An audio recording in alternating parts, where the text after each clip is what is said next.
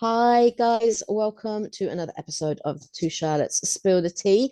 We are here today talking about something that really grinds our gears, toxic weight loss culture and just kind of the whole weight loss vibe in general. And different things that we've tried. And we wanted to talk about this because it kind of we kind of touched on it a bit in last week's episode, but it's also been like the major running theme throughout both of our lives since we were teenagers, weight and weight loss. And it's just been like a constant thing there. And I think now, like for me, I am perimenopausal and I also have hypothyroidism and fibromyalgia. And I have polycystic ovarian syndrome as well, PCOS. So weight loss is fast becoming something in my life that I feel like the last few years I've just been gaining and gaining and gaining weight, even though I've been trying my hardest to lose it. It's Mm, just like creeping on and on. So it for me, it's definitely something that I suppose at this stage in my life, I've really been looking more at more at the actual science of weight loss for women and nutrition, doing my nutrition courses and learning about nutrition over the last few years has been like fundamental really in changing my mind and my viewpoints on weight loss. But before that, my whole kind of weight loss vibe was very toxic, and it was the latest fad diet, the latest shake, the latest miracle weight loss, lipo body wraps and all of these sort of things, to try and shift the weight and to stay at a healthy weight. And it's been so far as literally to have a diet of lattes and plus and just really damaging body. I mean, I dread to think of the actual damage that I have done to my own body over the mm, years through my whole toxic weight loss thing. But yeah, so at this stage in my life, I'm definitely a lot more educated and in the know about women and fat loss and weight loss and how to achieve it. But it's definitely something that I'd say we've both had a lot of experience in personally. yeah. Yeah, no, I would completely agree because like we were talking about in last week's episode, for me, when I started kind of being worried about how I looked and my weight and my body image was in my teens when I started taking medication. As anyone that has been on long-term medication of any kind, it does affect your ability to lose weight. But everybody who's been on any kind of antidepressant, antipsychotic knows that they just make you pile on the pounds, which to me it seems completely counterproductive because surely making you gain weight is going to make you more depressed. So it just seems a little bit ridiculous. But they all do that, don't they? Like they all Yeah. make you gain weight. And that for me was where it all kind of started. And then yeah, I would did every kind of yo-yo diet you could possibly think of. um every kind of fad diet, every kind of you know not eating, then eating loads, not eating.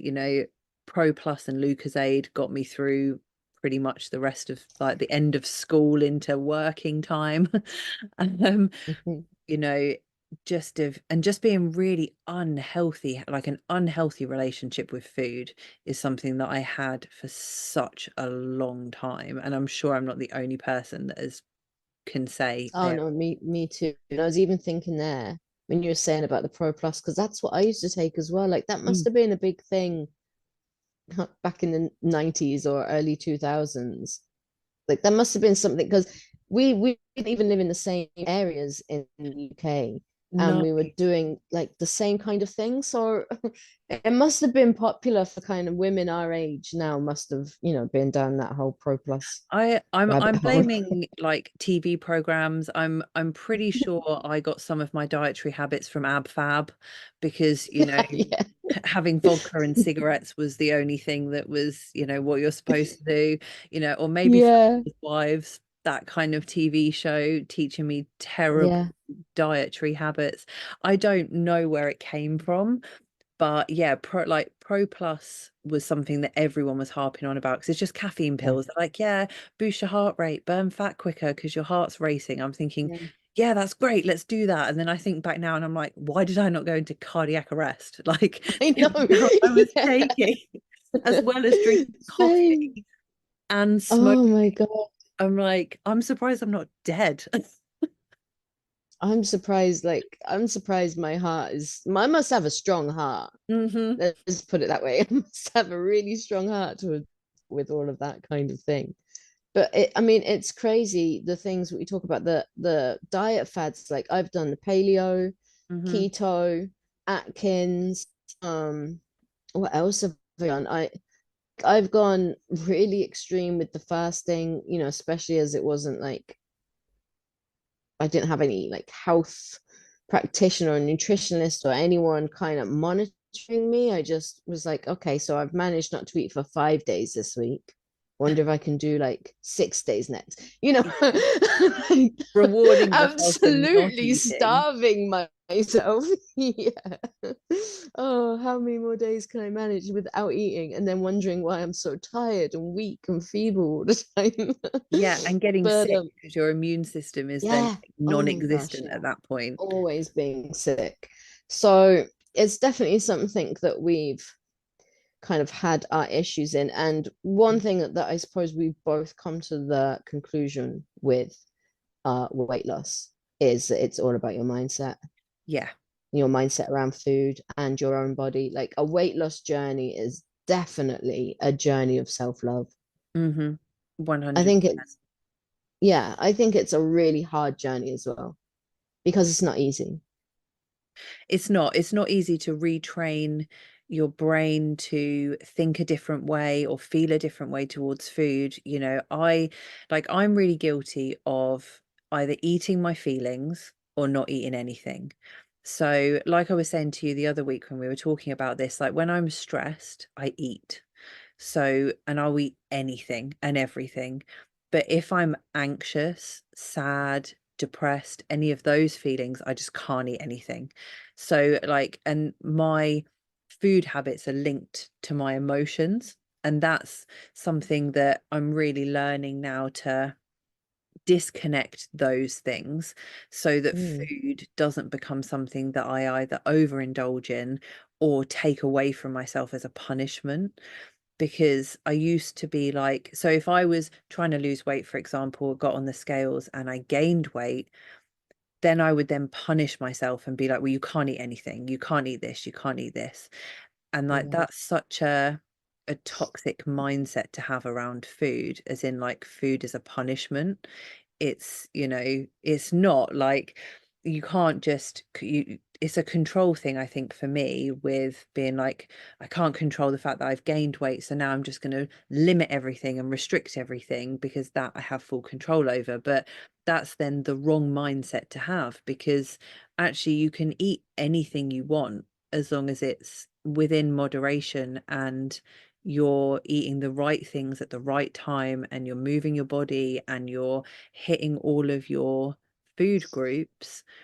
mm. You shouldn't really say no to anything. Like I'm not the nutritionist out of the two of us. I don't know the science of food. I just know that donuts are bad and salad is good. I know you can have a donut. It's not gonna, it's not a problem. But I know the mindset around food is such a big thing, and you have to be in the right headspace, I think, to go on a proper weight loss journey. Otherwise, all these bad habits are just going to keep creeping up, aren't they?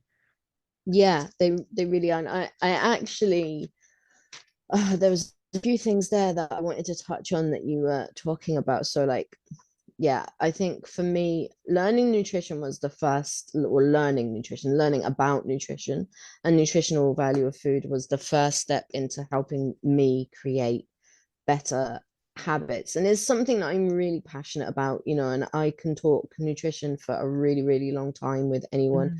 And I definitely bore people when I go on about it without a shadow of a doubt. But it really matters. And I think something that so many different things when you were saying that I was thinking about, but something that really bothers me, it doesn't bother me, but I think it has a lot to answer for with people, on a weight loss journey, or maybe teenagers, when people start becoming aware of their weight and things like that, is when you label foods good and bad, and you have this kind of thing, isn't it, really, where people are like, can't eat chocolate because I'm on a diet, can't have a cake on a diet, better eat more salad and better eat more this.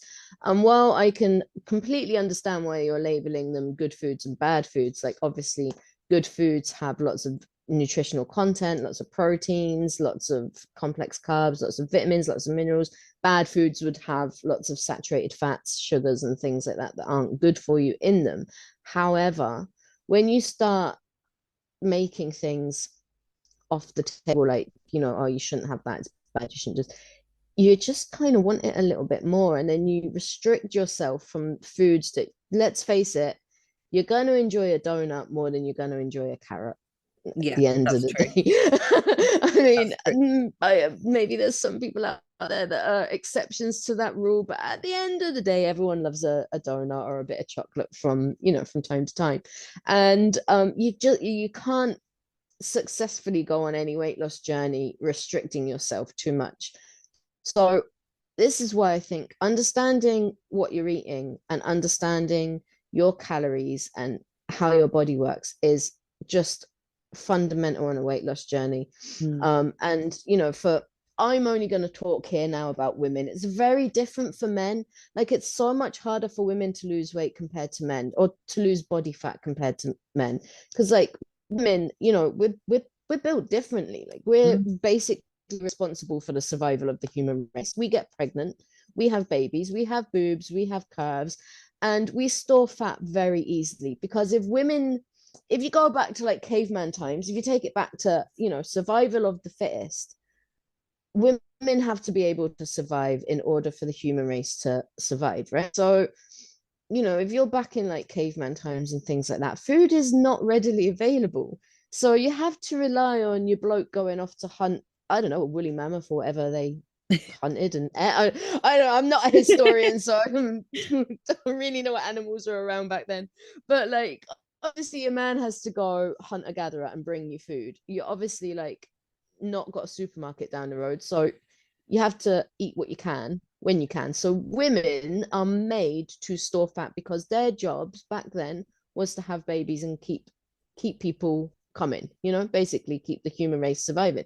So women store fat very easily because there could be periods of time when they couldn't eat. So, you know, you need the fat to live off. So yeah, it's very different for a woman. A woman needs like, so when it comes to burning calories, right, you could put a man and a woman into a deficit, the same deficit, and the man will lose more body fat and weight faster than the woman will, because men burn calories a lot faster than women do. They're generally bigger and stronger. They have more muscle mass than women do. Muscle burns calories a lot faster. So if the woman does the same amount of exercise as the man in a day, it's still gonna take her like 25 to 30% longer to burn that same amount of calories as what the man would burn doing the same Yeah. exercise. So, you know, women have to fight a lot harder to lose weight than men, and especially, you know, women that are maybe on, like you said, long-term medication. If you're on medication, that makes it even harder. If you have menstrual cycle issues, it's going to make it even harder. If you have certain illnesses, it's going to make it even harder. And then when you hit menopause or perimenopause, I mean, it's a It gets constant even slug. So harder. it really does. So like, the whole kind of, what bothers me, I suppose, a lot about the whole weight loss culture is it is hard for women to lose weight. There is a lot that goes into like a proper sustainable weight loss journey, and it is a lot about your mindset. And there isn't any such thing as a pill that's going to make you lose weight quick. There's none of this, oh, have this drink 3 times a day, don't change your diet and you're going to lose weight. All of these things that you see, like these, I'll go on this diet, only eat meat forever and you're gonna, you know, lose weight and be healthy. You're not. At the end of the day, you're not. There's No. one thing for weight loss and one thing only, and that is calories in versus calories out. But Yeah. it is also really important that you mind what your feed, what those calories are.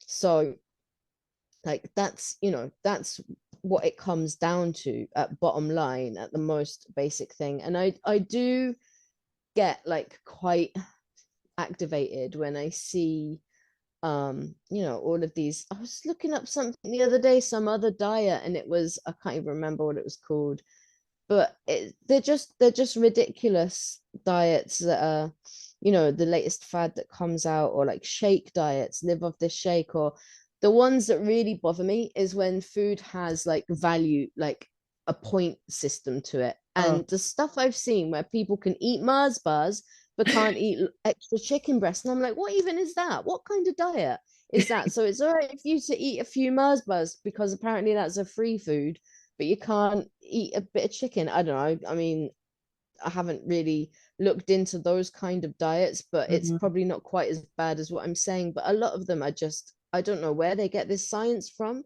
how it works, but it's not sustainable long term. It's ridiculous. No, it's, and to be honest, those are the kind of diets that absolutely is where I jump on my soapbox, because the kind of, like those kind of diets that you're talking about where things have points or sins is your Weight Watchers and your Slimming World, and those kind of things really, really upset me. Like, excuse me, they make me really quite cross, because weight loss is all about mindset. You have to be in a positive mindset, respecting your body, understanding how your body works, understanding what it does and doesn't need, and also understanding that everybody is different and everyone's weight loss journey is different. So when you go to things like Slimming World, and like, you know, please don't come at me for this, I'm not like having a go at people that promote it, I just personally think it doesn't work. You know, I used to do Slimming World, so the concept is you go to a group once a week with, you know, 15, mainly women. There was normally a couple of men, but mainly women. You go and you get weighed publicly, and then you sit in a circle and you go around the circle, and they're like, oh, how much did you lose this week? And if you lost weight, everyone used to celebrate. If you gained weight, you then kind of had to justify it. So Oh, then it was, oh, well, you know, I gained weight, but it is, you know, my daughter's 18th birthday, and we had birthday cake and took her for some drinks, and I wasn't really counting my sins because, you know, we had parties to go to, or, you know, oh, well, it was time of the month and all I crave is, you know, carbs during the time of the month, and I'm retaining water like crazy. And it's like kind of shamed for gaining weight. And it became like, always felt to me anyway, that it was all about the number on the scale was the most important thing. And if you didn't yeah. lose weight, you kind of left the room feeling like you'd failed that week, and that Yeah, you that weren't, just listening to you say that is making me feel like, oh, that makes sounds me mad. mortifying. And it was really horrible, to the point where in the end I had Yeah. to just stop going, because obviously I take medication which slows down my body's ability to burn fat. So I wasn't Yeah. losing weight as quickly as everybody else. I could be 100% sticking to the plans, not using any of my sins. So keeping them all, having all of the sins left at the end of the week, eating all of the right food, you know, following all their like advice, exercising wherever I could. And it could just be that week that I was Yeah. hormonal and I would be really bloated, and then I would have gained weight. And then I'm sat there going, well, actually, I don't know. I can't tell you how or why I gained it. And they're like, well, you know, you must have eaten something or just not exercised enough. And I'm like, no, this is just how my body is. But I didn't realize that back then. That just, you know, just used to massively attack my self-esteem and my confidence around my body and make me feel Yeah. horrendous on a weekly basis. So I stopped going, because actually And it the would also make you feel mindset, that no matter what you did, you still weren't getting anywhere. yeah, because you're then sat next to people who have super crazy metabolisms, losing Yeah. loads of weight on a weekly basis, and you just walk away feeling crap. Like you just walk away thinking, oh, I did so well this week. I was so good. And you get on the scale and you've lost half a pound. And then it's, oh, it's only half a pound. And it's like, but a loss is a loss as far as I'm concerned when it Yeah, comes to weight loss. Any loss yeah, is a loss. So you should take the win and be really happy about it, because depending on, especially for women, depending on the time throughout the month that you're in, where you are within your kind of cycles, if you still have them, or whether there are any other additional factors, even if you lose half a pound is still a loss. it is. And it's a healthy loss as well. Mm. The thing is, a healthy loss is anywhere up to like £2 a week, because that's sustainable, Mm. and it's not too much too soon. And you can keep doing that. So like some people, and you see the thing is as well, some people are gonna lose more, but that could be water weight because they've Mhm. started drinking more water and moving more. So I tend to think when people lose, 7 pounds or so in a week when they first start their diets, or whatever it is they're doing, that generally is like water weight, or it could be, feces that's been trapped in your colon that's coming through as Yeah, you're starting to eat better. You can actually store something like 18 to 20 pounds of feces in your colon. So that's which is a quite a lot. significant amount. Yeah, it Yeah. really is. So, there's other factors that come into it. And great, you've lost weight, but what you want to look at is body fat loss. That's the real thing. Like I quite often say to people, like someone comes and they want to start a diet, so they ask me for advice. And I never ever ask someone what's your ideal weight. I never ask people that. And people say, I want to lose 5 stone. And I'm like, okay, so you want to lose 5 stone. What dress size would you like to be? Oh, Yeah. well, I'd like to get down to a size 10. Okay, because you might get down to that size 10 and weigh the exact same as what you weigh right now, because you've turned all that body fat into muscle. So your body is denser, but Yeah. you're actually a lot skinnier.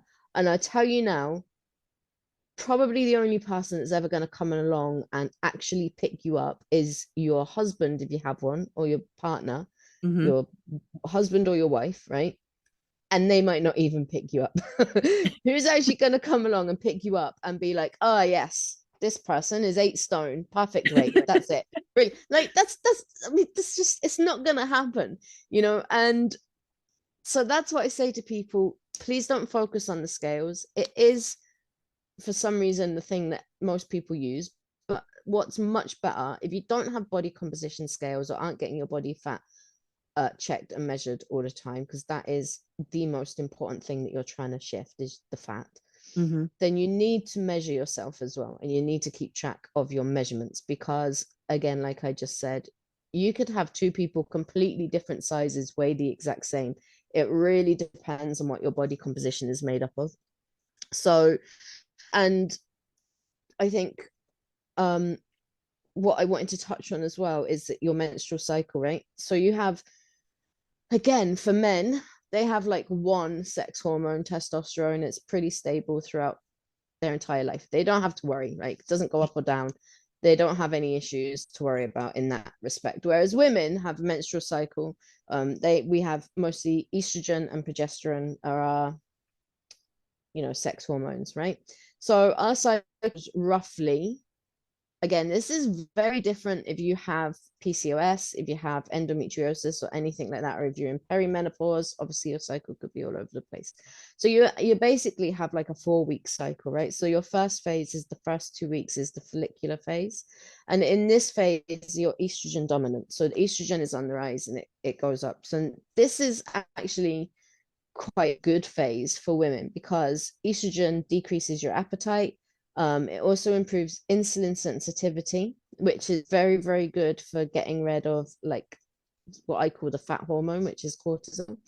And it also protects you against muscle soreness. So it's one of the better hormones. Most women in this phase of their cycle have a lot more energy, feel better, in general, and you can get a lot more done. Like you'll find if you like do exercising and stuff like that, you'll have more energy. You can go faster if you're someone that does running, which I used to do. Don't anymore. That era of my life has been and gone. But I used to find that some weeks I could do like a 6 minute, a kilometer in 6 minutes. But then like a couple of weeks later, I might have dropped down and be struggling to do it in 9 minutes and be like, God, what's wrong with me? I could do it so much faster before. But that is because the second part of your cycle, you're progesterone dominant, that's the luteal phase. And in this part of your cycle, you become slightly more insulin resistant. So that means you can't handle your carbohydrates as well. You'll crave a lot of sweet things. You'll be slower. You can actually, it can really affect some women. It depends how affected you are by the cycle. Some women don't get too much affected. Other women are really, really affected. It can make you uncoordinated, more clumsy. Obviously, you can suffer with a lot of pain as well. You just feel slower. And you actually need to eat between 1 and 300 calories more a day in these next 2 weeks, which is just crazy. So your metabolism does increase in those 2 weeks. Your metabolism will go up a little bit, which is why you need the extra calories. But because you can't handle your carbohydrates so well in the end 2 parts of your cycle and you're craving the sweet things, this part of your cycle, it's better to eat a diet that is high in protein and high in healthy fats, because they will help quell the cravings and keep you fuller and give your body what it needs. Whereas in the first half of the cycle, where you're estrogen dominant, you could eat more carbohydrates, so more potatoes or sweet potatoes and pasta and things like that, because your body can handle it so much better. So like when it comes to like weighing and measuring yourself, your physiology is different all through the month. Your actual physiology, what makes you up, is completely different. So the first 2 weeks of the month, it's like you're one person, and the second 2 weeks of the month, it's like you're a different person, because you're have a different hormone in control of your body. So when it comes to like weighing and measuring yourself, a lot of what these places do, and this is what really bothers me, right? A lot of these places, they weigh you each week and they measure you each week, and you take your reading week by week. So if you go in, right, say you go in week 1 of your period, your estrogen phase, you go in and you weigh yourself, but let's just say round it off, you're 80 kilos, right? Then week 2, you go in, let's just say you've gone 79.5 kilos, right? So you dropped half a kilo. Week 3, you go in. This is the second part of your cycle. So this is progesterone dominant part. This is where you're gonna, struggle and be getting your cravings, and water retention and all of that comes into play, right? You go back up to 80 kilos, but you've still been doing everything that, that you think. So then week 4, you might go to say 80.5 kilos, gained another half a kilo. But then you can't measure yourself each week like that. So then what you do, right? You go on to the second month. You have to do week 1 of the second month and you compare it to week 1 of the first month. So if week 1 on the first month, you were 80 kilos, week 1 on the second month, you might be 79.5 kilos, right? And then week 2, so week 2, you might be 79 kilos. So you've gone down, you've actually dropped a kilo. Do you see what I'm saying? So then you measure. Absolutely blown my mind. Yeah. So then you measure week 3. So actually, instead of doing just week by week by week and it going up and down every week, because the physiology of a woman is so different through the cycle, you have to compare cycle by cycle. So week 1 of your cycle with week 1 the next month of your cycle. And it is something that none of these places seem to take into account. And I don't understand why that isn't looked into, because we're generally all women in those kind of places. Generally all women, generally run by women. So I'm making an assumption that everyone is a woman. Pretty much every woman has a cycle. I mean, unless they've gone through early menopause or whatever, you have a menstrual cycle. It's part of being a woman. So you can't tell me that none of those women understand that, times of the month you don't feel so good. And I really think if you're going to run a weekly weight loss group like that, you shouldn't do it if you don't know what you're talking about. And I think that's Bottom line. why I also get a little bit activated by these kind of weight loss groups, because most of the people that go, and don't get me wrong, the people that go are lovely people, the people that run it are lovely people. This is nothing, like, it's not necessarily a personal attack or a dig on people that run these kind of groups, but most of the time the reason they run them is because they've lost a considerable amount of weight doing this plan. Yeah. So they then want to pass on what they've learned to other people, or show, you know, and say, I've lost X amount, and then they start their own kind of group, which is fine. Like, you know, Yeah. that's kind of like what we're doing with this podcast. We've experienced stuff, so we're passing on our Yeah. what we know and our experiences.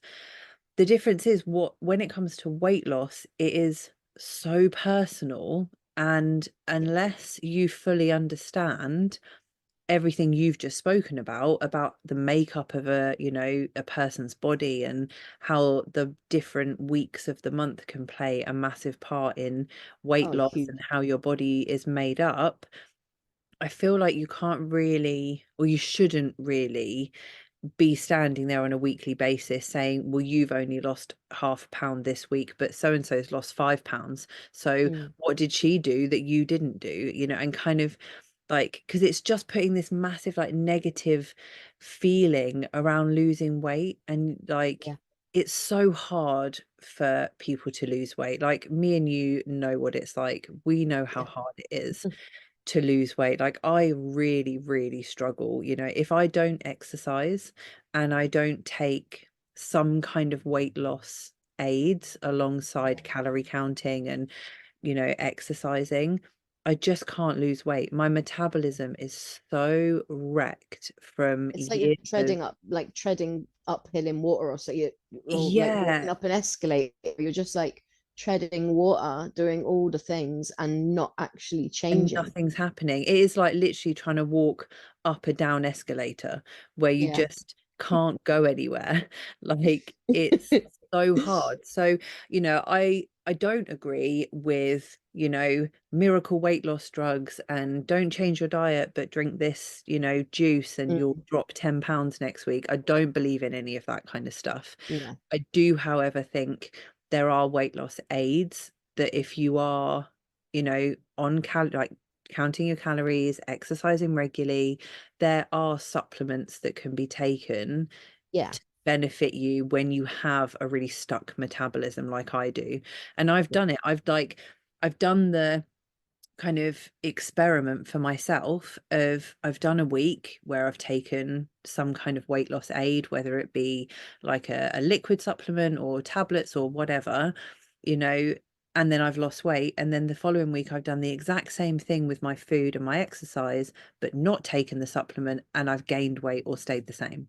Yeah. So sometimes you do need that support, but, Yeah. you know, I think, I don't believe in the whole, yeah, take this and you can still eat a McDonald's every day and you'll lose weight. Yeah, no, there's definitely some supplements that work and that help. There's some that speed up your metabolism, like thermogenic Mm, ones. They're really good, especially for someone who has a slow metabolism. There's some ones, my tongue fell over itself there. There's some ones that have stuff in them that kind of like swells up in your belly, so it cuts down your appetite. yeah, Obviously, that's going to help you lose weight because you'll be eating less. And then there's ones like there's probiotics that are actually scientifically proven to benefit menopausal or perimenopausal women, because they work on stopping you store fat in and around your belly area. So there's definitely supplements out there that are really good and that really help. And obviously as well, if you are getting all your supplements and you're getting all your like omegas, your vitamins, this, that, and the other, you're not going to crave as many things because your mm, body's getting what it needs. So yeah, if you don't know what your cravings mean, then taking a multivitamin is going to really, really help. And taking a probiotic is also going to really, really help as well. yeah, Good gut health is so important for, anyone, let alone anyone on a weight loss journey. I think it's a huge, thing that people should, if mm, you want to start a weight loss journey, you need to look at your gut health as well as your mental health yeah. for Yeah, me. 100%. I think those two are, yeah, two really important places to start when you are looking, because also, like, just, you know, throwing it in there, like, if you want to start a weight loss journey, you need to start with why. Why do you want to lose weight? Is it Yeah. because you've got medical conditions and you're being told that losing weight will benefit them? Or is it because you look in the mirror and go, ugh, you know, is it medical or is it mental, you know, Yeah. because those are two very like two different aspects of why you want to lose weight, and you kind of have to attack it in a different way depending on whether it's because you want to feel good about yourself or because you have to for your health, or you say, you know, because after I had Darcy, I was very much a case of I really need to be healthy. Like, I need to be healthy for her. I need to look after myself because, you know, it's when she was first born, it was very much just me and her. So I'm like, I need to be healthy. And like we were talking about earlier, I actually got COVID not long after she was born. And that for me was like, right, I need to make sure that I am taking all my vitamins, I'm getting all of my everything that I need, I'm looking after myself because, you know, I have a tiny baby that depends on me. And so I started looking into kind of more weight loss and nutrition and stuff from a health perspective. But most of the time I was like, oh, I need to lose weight because I didn't like how I looked in the mirror. So it was all mental health. But Yeah. then when you're like having all these things fired at you all the time of, you know, you need to take this to lose weight or just do this, and it's really bad for your mental health. Yeah, it really is. Like you have to really, I think if anyone, the best advice you can give someone that wants to start a weight loss journey, definitely what's your why? What's your reason? Mm-hmm. What's your mind state over the way you look and the way you feel about yourself? And what's your nutrition knowledge?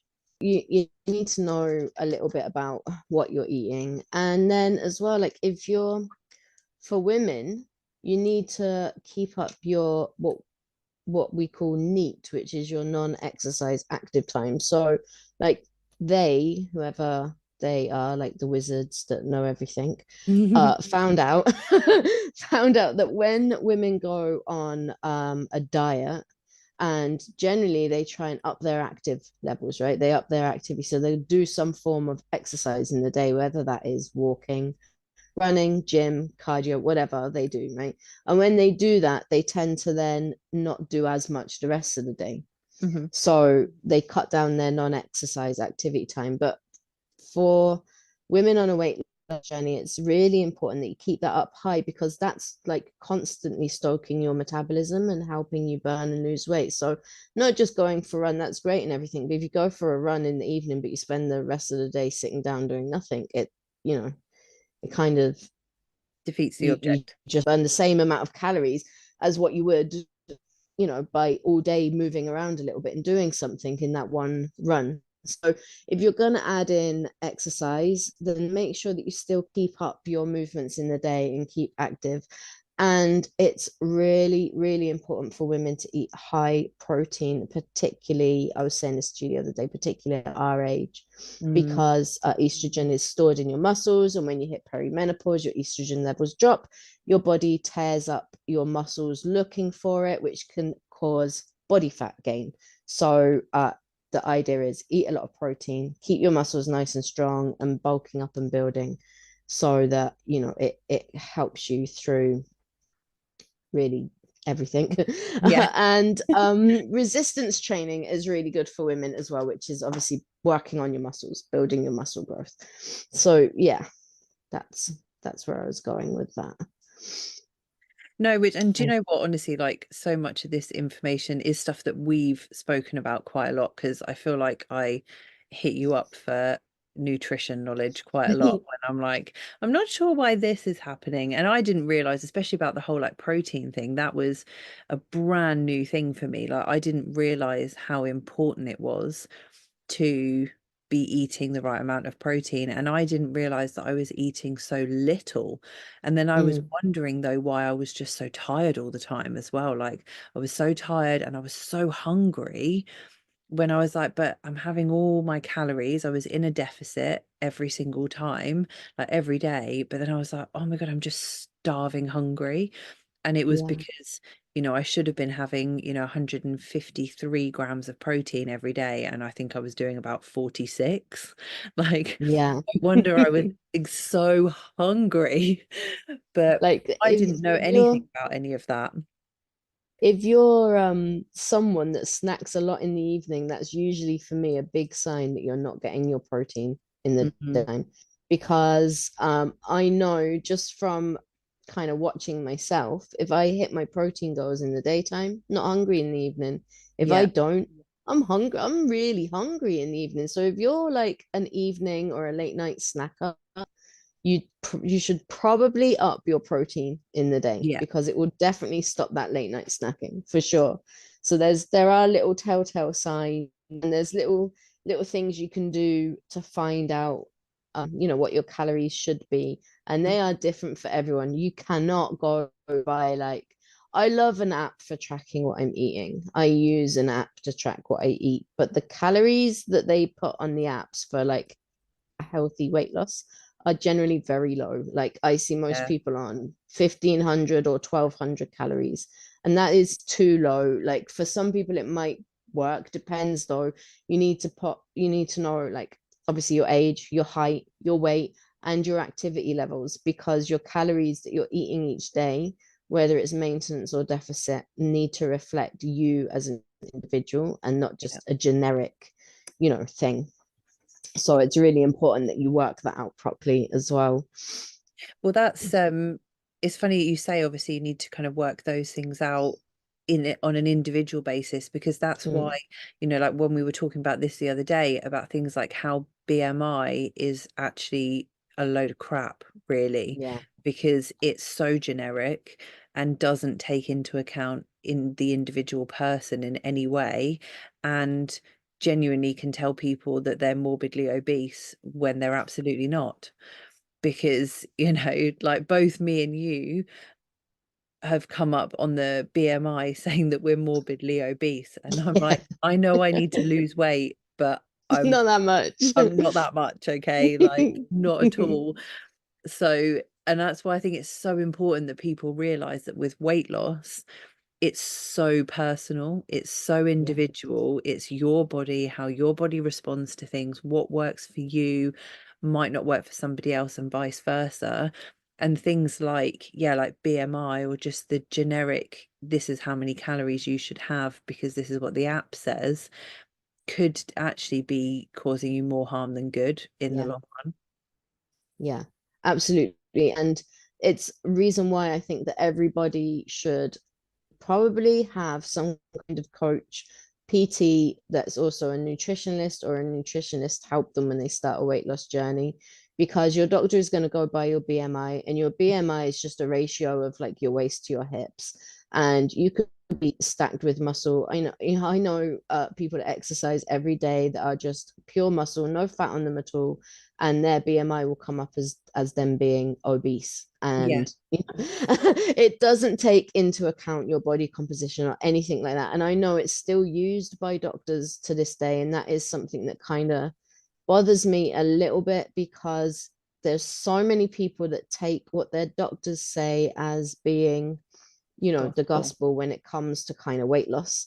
Obviously they know what they're talking about with diseases and stuff, but weight loss and BMI shouldn't be used together. They really shouldn't, because it's not accurate at all. So I think that, if you are starting, like for me and you and our journeys, we've been on these journeys for like at least 20 years, Yeah, of yo-yo diets and this, that, and for me, it took getting an autoimmune disease and really studying nutrition to see where I was going wrong, to actually learn anything of any value. And yeah, that's been for me, that's been, I mean, a cornerstone, fundamental part of my weight loss journey, because now I understand what I'm doing, where I'm going wrong, how to change things, fix things up for me. And that's been huge. mm, It's been huge for me realizing that it's not just something, it's not just something wrong with me. I'm having these struggles and these problems because of XYZ, and now I know how to fix it. Whereas I think a lot of people who are just going by scales, and if you're not taking measurements, if you're not tracking by your cycle rather than week by week, if you're not weighing as well, if you don't understand your body composition, you're missing out on so much. Like I said, you could drop 3 dress sizes, and be the size 10 that you wanted to be, and weigh the same or even more than Yeah. what you weighed when you were a size 18.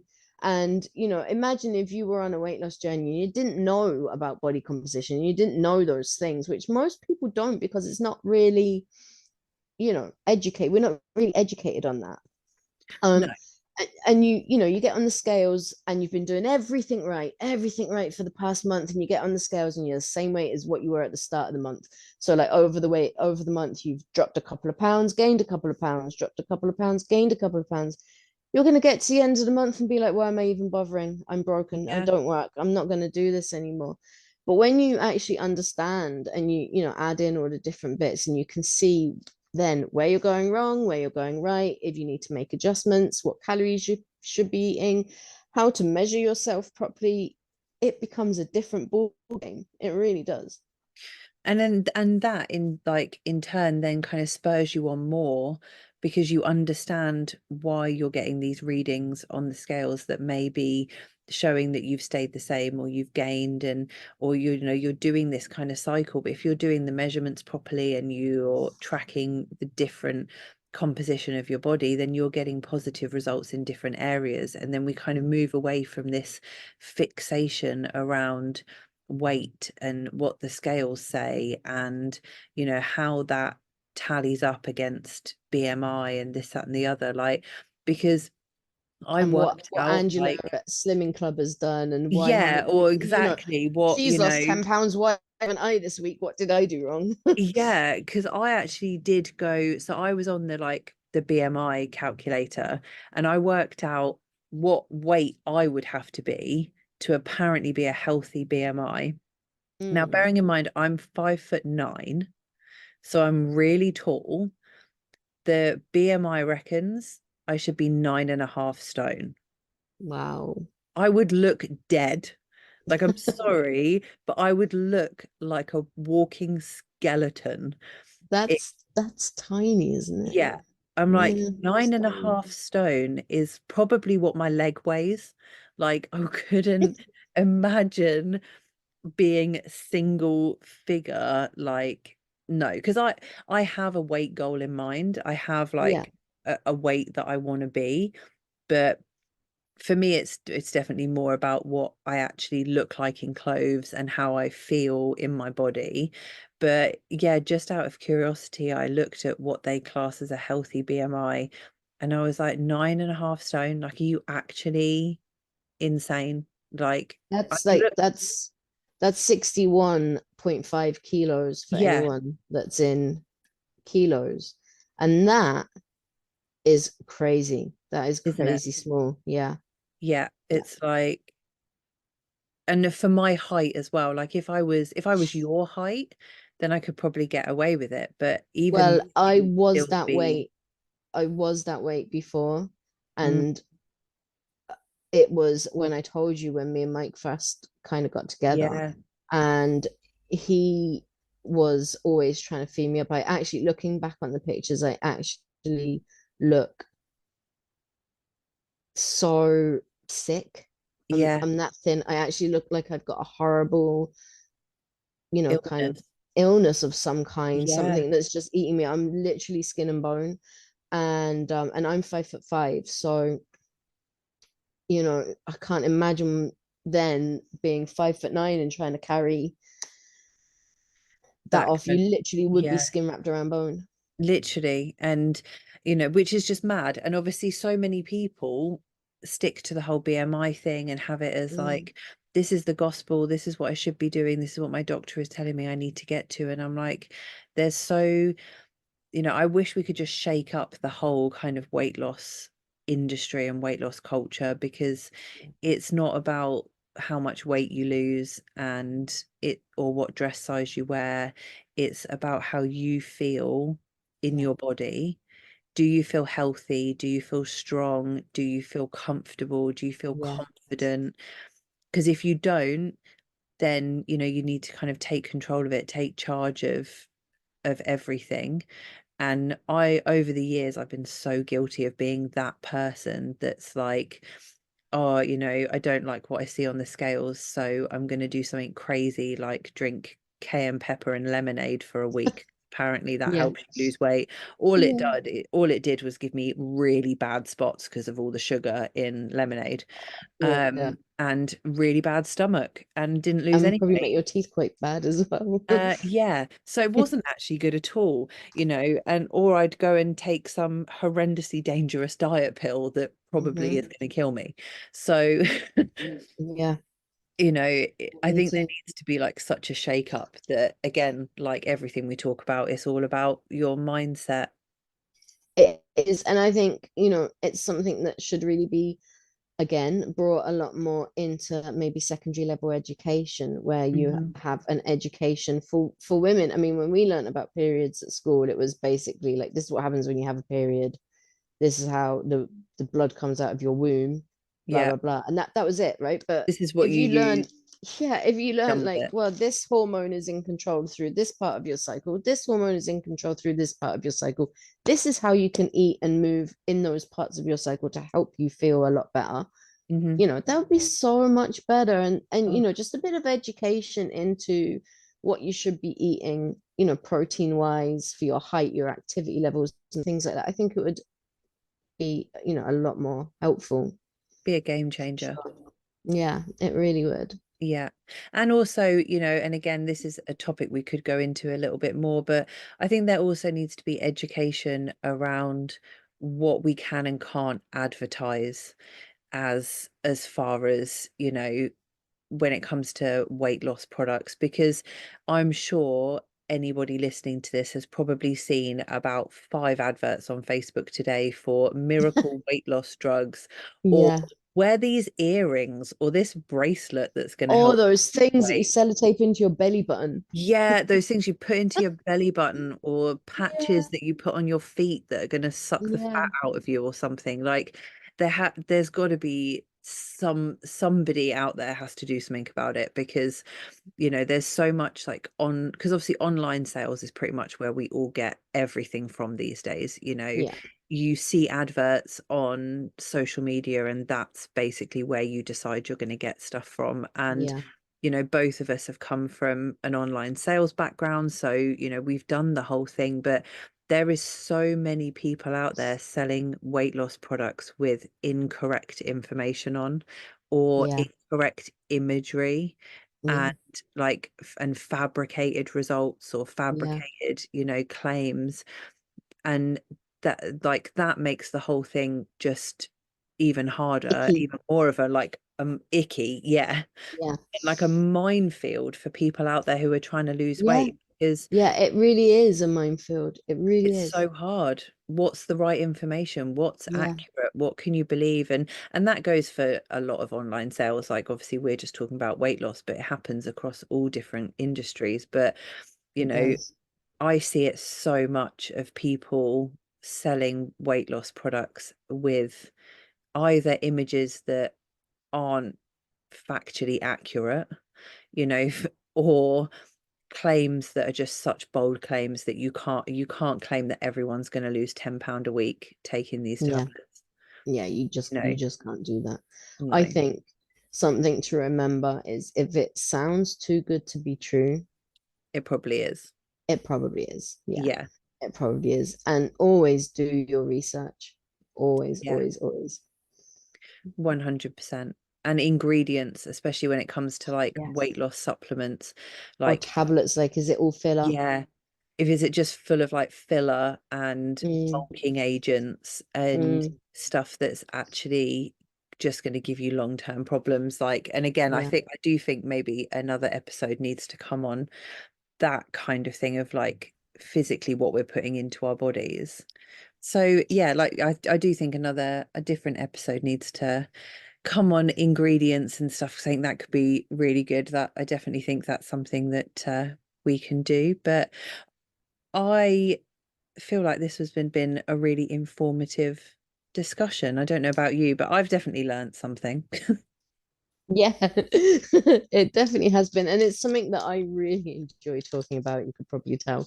Um, so I can talk about this for a really long time. I just find it so interesting, like, especially for women, like how many different hurdles there are and things to navigate for a successful weight loss journey?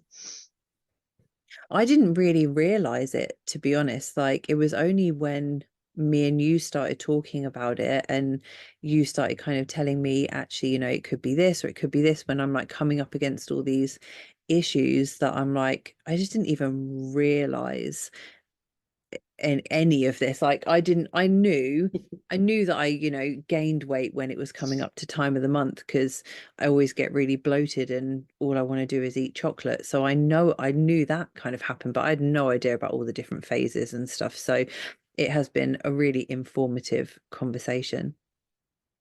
Yeah, it was like when I first started learning all of this kind of stuff, it just led me, each thing that I learned led me on to more. And I just Mm. found it all so interesting, especially because I felt like I'd been struggling for like 10 years on trying to lose weight and not really getting anywhere, yo-yo diets, lose some, put more back on, and that kind of thing. So yeah, it's Yeah. really good to understand and know a little bit more. And I just hope that, people have found this as interesting as I found it, and not Yeah. just found not just been like, oh gosh, she's harping on about that again. Yeah, oh God, here we go. Charlotte's on her Here soapbox we about go. something nutrition related. Preaching about nutrition to the masses. Literally. But no, I've really enjoyed it. I've definitely learnt stuff, and yeah, hopefully everybody else has. And obviously, as always, if there's any feedback, notes, questions, comments, like, feel free to let us know what you thought about it, like whether you learnt Get stuff in or you touch. just thought we were rambling. As always, we do want to hear from you. So thanks a lot, everybody. Yeah, and we will speak to you guys again next week.